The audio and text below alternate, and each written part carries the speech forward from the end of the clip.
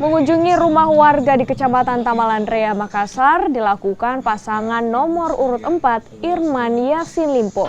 Belusukan dipilih untuk mengampanyekan program kerjanya kepada masyarakat. Irman juga menjanjikan modal usaha dan pengembangan usaha kecil menengah jika terpilih nantinya, serta memudahkan pengurusan surat kependudukan.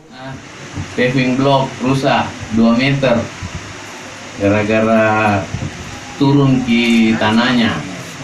Nah, itu ambil aja dari 150. Ibu-ibu mau pelatihan buat nugget, untuk meningkatkan pendapatan dan keterampilan dan sekaligus mengisi kekosongan produktif, ya. Ambil aja dari 150 juta itu 10 juta pelatihan, ambil pelatih, adonan dan sebagainya, selesai.